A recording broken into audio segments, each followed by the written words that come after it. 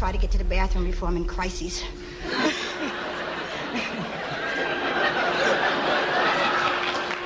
I know how Ike does it. Ike doesn't talk. He saves his energy. It's easy for him. That's why he's always up and you finish and you're exhausted. My next guest is truly what? What did I say? And you corrected me in front of millions of people, didn't you? Johnny Carson ran late night like a king. But when certain black guests sat across from him, the tension was impossible to ignore. Some walked away feeling more like outsiders than stars. There were the icy stares when Richard Pryor sat across from him. I didn't mean to bring up some unpleasant I'm still on parole. The uneasy jokes that rubbed Sammy Davis Jr. the wrong way. I want to see you do it. Well, we did it that night. No, I don't mean with Shecky and I here. Please do Bogart. Please. And the fiery back and forth with Muhammad Ali that had audiences holding their breath. Talking about age, I remember I used to watch your show, but your hair's getting gray. I used to watch you. No kidding, when you come on the show now, it looked like you didn't die then, did you? These weren't just awkward moments, they were cultural flashpoints that still spark debate today. So let's rewind the tapes and uncover the tense moments that exposed another side of Johnny Carson. Starting with, in the 1970s, Lola Falana was everywhere. She had the looks, the voice, and the charisma that made her one of the brightest stars of the Vegas Strip. Nicknamed the First Lady of Las Vegas, Falana was a triple threat who could sing, dance, and act with a commanding stage presence. Naturally, she found her way onto The Tonight Show starring Johnny Carson, a dream booking for any entertainer who wanted to reach millions of American households. She helped in the writing and performance of the commercial she did for a perfume company, for a Tigris commercial. And you can watch her win the AGB Award for Song and Dance Star of the Year. One of her most memorable appearances came on New Year's Eve, 1976, when Carson introduced her to loud applause. Would you welcome Miss Lola Falana? The audience loved her, and Falana looked every bit the star. She joked with Johnny, performed, and gave viewers a glimpse of the glamour that made her one of Vegas's top draws.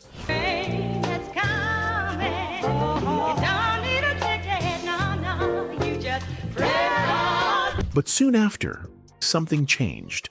Falana never returned to The Tonight Show, and rumors began to swirl. Industry insiders whispered that she hadn't simply drifted away from Carson's couch, she had been quietly blacklisted. The reason, according to speculation, had nothing to do with her talent.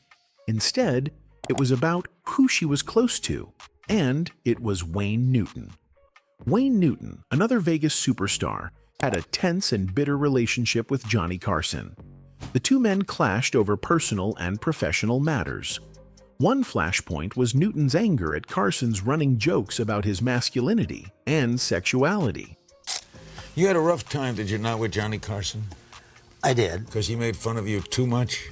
Newton reportedly confronted Carson about the gay jokes on more than one occasion, and the feud escalated when Carson tried to get in on the lucrative Vegas hotel business, territory Newton already considered his. In that humor, questioning my masculinity. Implying you were gay? Yes. The rivalry turned ugly. Newton eventually described Carson as a mean-spirited human being, and Carson, in turn, wanted nothing to do with anyone loyal to Newton.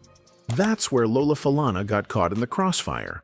She was closely tied to Newton, both personally and professionally. To Carson, that loyalty was enough to put her on the wrong side of his grudge. Clips from that 1976 New Year's Eve show remain some of the last glimpses of Falana on Carson's stage. At one point, she spoke warmly about her life, smiling with an energy that seemed unstoppable. This year, I'm gonna do simple things that I've been torturing myself with, like try to get to the bathroom before I'm in crises. Later, she delivered another moment that fans still point to. Well, you kind of know that, when you're pregnant. So, and then I figured. Yet, Despite her clear popularity with audiences, she was never booked again. The belief that Carson banned her by association with Wayne Newton only grew stronger with time. Falana herself never went on record about being blacklisted, but the pattern was clear. After Newton's feud with Carson reached its peak, she was absent from The Tonight Show for good. For Lola Falana, the ban didn't end her career. Vegas still adored her, but it did close off the biggest national stage of late-night television. And for viewers who remembered that glamorous 1976 night, it raised the question, why didn't Lola ever come back? By the early 1970s, two of the most talked about black entertainers in America were Redd Foxx and Eartha Kitt. Both carried reputations that made network executives nervous, and Johnny Carson was no exception. For very different reasons, they never became the kind of repeat guests that The Tonight Show often embraced. Let's start with Redd Foxx. Known as the King of the Party Records, Foxx built his name in nightclubs with raw, raunchy comedy albums that circulated widely long before he landed his breakout television role. In 1972, NBC gave him Sanford and Son, a sitcom that turned him into a household name and one of the most recognized black comedians in the country. Foxx's humor was blue-collar and unfiltered, the type of material that drew howls in clubs but raised eyebrows with mainstream advertisers. When he appeared on Carson's stage, he had to tone it all the way down. Out went the risque nightclub jokes. In came cleaner, family-friendly lines that could pass on national TV. How could you give us an example of how you would translate to something? Well, we had a script where it said we were going to have pork roast, and I said, well, black people don't have pork roast, we eat roast pork. It's just a difference in knowing terminology. Even then, Carson wasn't convinced. According to staff members from The Tonight Show, Carson privately remarked that Foxx didn't play well for Middle America. The Midwest housewives, the advertisers, the audience Carson always catered to, he didn't believe they would connect with Foxx's rhythm and edge. The difference in treatment was obvious. White comics like Don Rickles, just as abrasive, often more offensive, were welcomed back over and over. But Foxx didn't get that same grace. He made appearances, yes, but he wasn't part of the inner circle of comics Carson leaned on regularly. You remember the first joke you ever told in your act? One that we could tell. Now, I've seen you work before many times, Yes, Fred, and you have an adult act. White handkerchief? Your act is very adult. Foxx himself would later point out this double standard, noting how much harder it was for him to earn the same respect despite his influence on comedy. One Tonight Show clip shows Foxx arriving in a dune buggy, playing into his unpredictable personality. Turn off the motor. I couldn't figure out what was going on. Well, it's April. They said you Good were seeing coming you. in a strange Oh. way, but what is it? It's a dune buggy, isn't it? Right, I mean, all the dunes in it. It's a Harry, too. Yeah. Do you actually take that thing out and drive it around? Every day I drive it. It was funny, lighthearted, and different.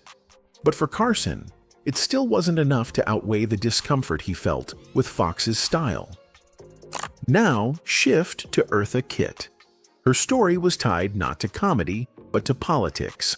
In January 1968, she attended a White House luncheon hosted by Lady Bird Johnson. When the conversation turned to the Vietnam War, Kitt spoke up bluntly against it, pointing out how the war was destroying families and harming communities at home. Her remarks caused a national uproar, with headlines calling her disruptive and rude. It was apparently an embarrassing moment for Mrs. Johnson. Do you have any regrets about that? No, I don't have any regrets about it at all. Why should I be upset by the fact that she was embarrassed? That's her problem. The backlash was swift. Kitt was effectively blacklisted from American television for years, with networks avoiding her to dodge controversy. Carson, always cautious about political heat, steered clear as well. The Tonight Show maintained its reputation as safe, late-night entertainment, and booking Kitt during that period would have risked backlash Carson didn't want. For Redd Foxx and Eartha Kitt, the reasons were different, raunch for one, politics for the other, but the result was the same. Carson kept them at arm's length, Audiences saw glimpses of their brilliance on his stage, but never the frequency or support that others enjoyed. Behind the laughs, Carson's choices revealed who fit his version of late-night America and who didn't.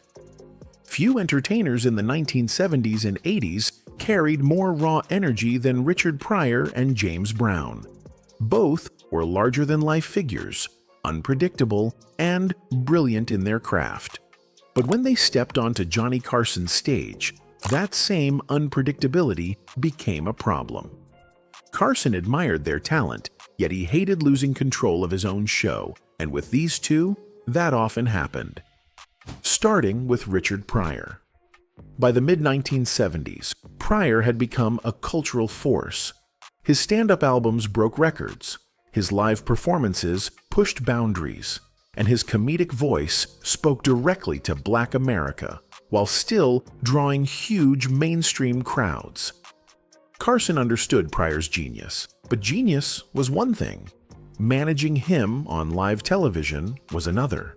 Judge said she was white, too. That was even worse. Judge said, oh, boy.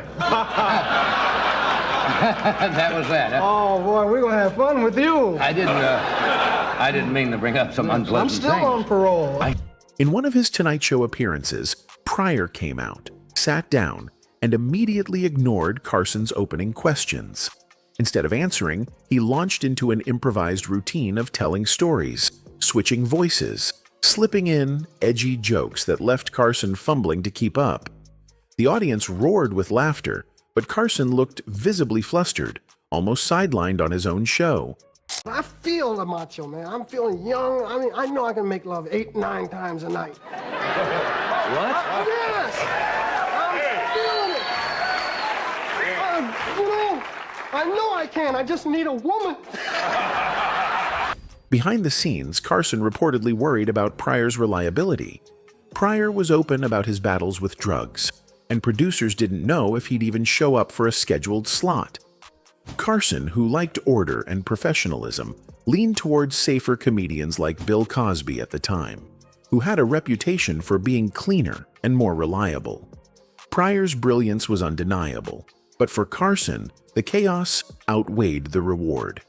Like there was a little something going on? Or... No. I'm obvious about it. I would have punched him in the face if I didn't like it. No. Now to James Brown, the godfather of soul. Brown was used to commanding every stage he set foot on, from sweaty clubs to sold-out arenas. But The Tonight Show was not built for a performer who refused to stop. In one of his most infamous appearances, Brown performed with the same fire he brought to a concert.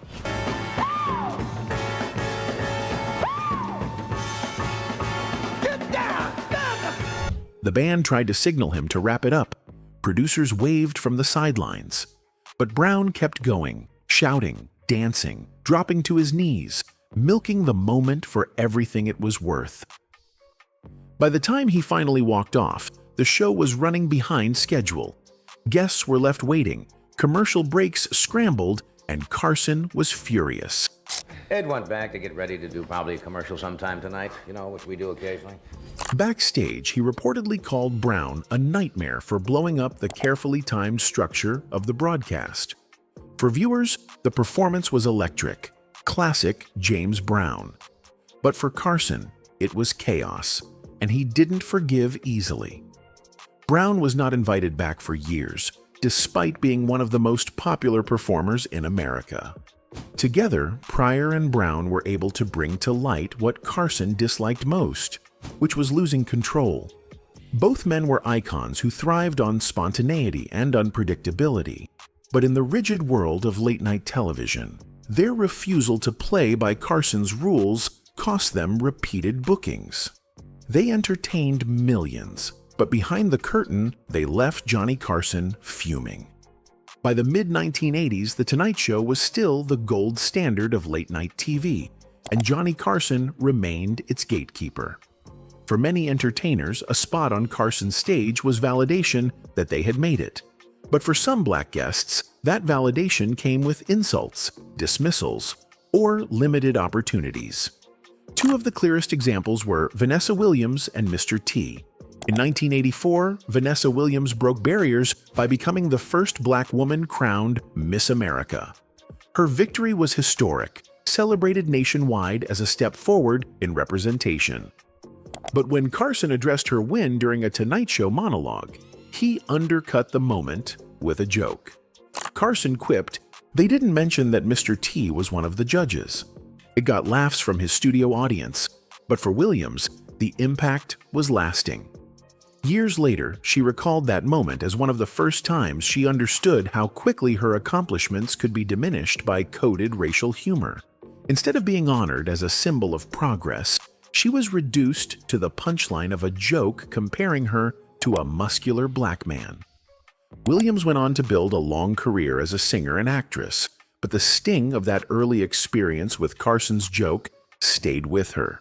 She wasn't blacklisted, but many observers saw the quip as proof of Carson's casual bias, reflecting an environment where black achievements were sometimes treated as novelty. If Vanessa Williams experienced subtle dismissal, Mr. T faced outright rejection. By the early 80s, Mr. T was a cultural phenomenon. His gold chains, mohawk, and tough guy persona made him instantly recognizable, especially after his breakout role as Clubber Lang in Rocky III and his starring turn in the A-Team. When Mr. T appeared on The Tonight Show, he leaned into that larger-than-life image. He wore his chains, spoke in his trademark tough tone, and played the character audiences expected. But Carson didn't buy it. Behind the scenes, he reportedly dismissed Mr. T as a cartoon act.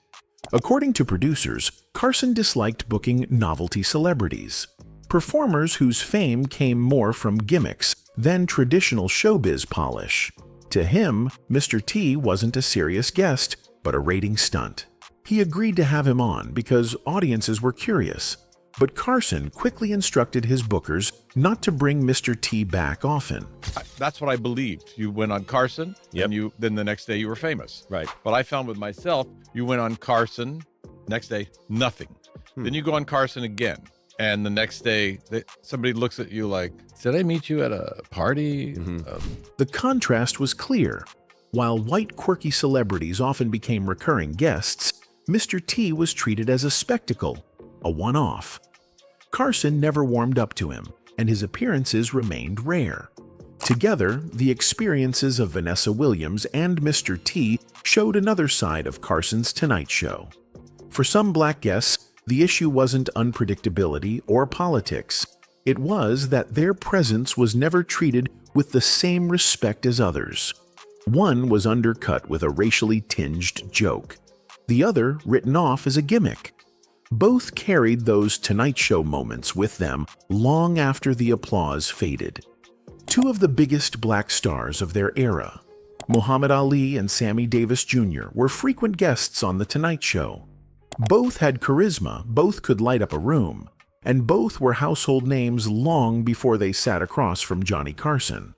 But in Carson's eyes, they shared a flaw. They were too much energy, too much dominance, too much personality to contain on his stage.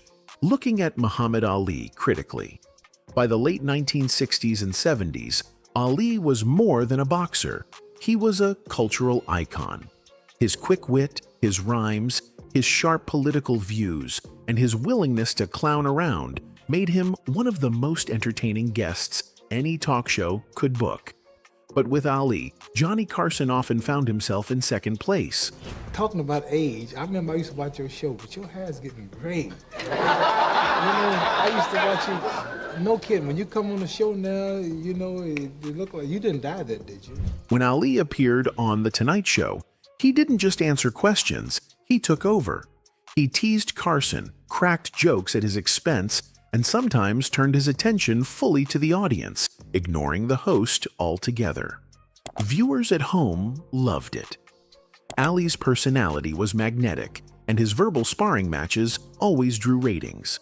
What I don't understand is why is it that a boxer can be a great boxer, and he's not a college degree person? It's understood he's just a great boxer. But behind the smile, Carson didn't enjoy being sidelined. He was used to guiding interviews, keeping control of timing, and deciding when to cut to commercial. With Ali, none of that mattered. Ali played by his own rules. Carson reportedly found the boxer exhausting, and while he couldn't deny the ratings Ali delivered, he tolerated him more than he embraced him. Then there was Sammy Davis Jr., one of Carson's most frequent black guests. Sammy was part of the Rat Pack, a star who could sing, dance, act, and charm any room. On camera, he and Carson often laughed together, trading impressions or sharing stories.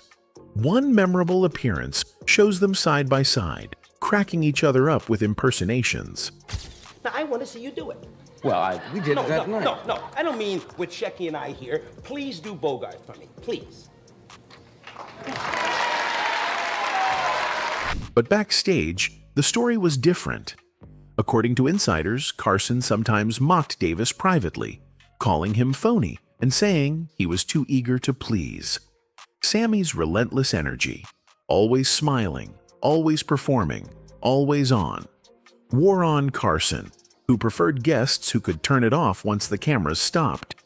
He reportedly rolled his eyes when Davis left the stage, complaining that the entertainer never relaxed. The irony was clear.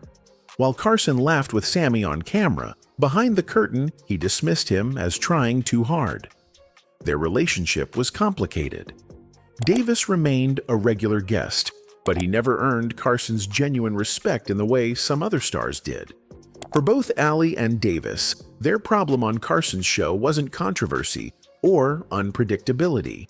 It was that they were bigger than the format itself. Ali dominated any space he entered, and Davis filled it with non-stop showmanship. To Carson, who thrived on being the calm center of attention, they were simply too much. In the 1970s, one black comedian did what few others had managed. He outshined Johnny Carson in the same time slot. That comedian was Flip Wilson, with The Flip Wilson Show, which ran from 1970 to 1974. Wilson became a superstar. His variety show drew huge ratings, sometimes beating Carson's Tonight Show on competing nights. For Carson, who guarded his dominance in late-night television, this was a problem. Flip Wilson wasn't just funny, he was groundbreaking.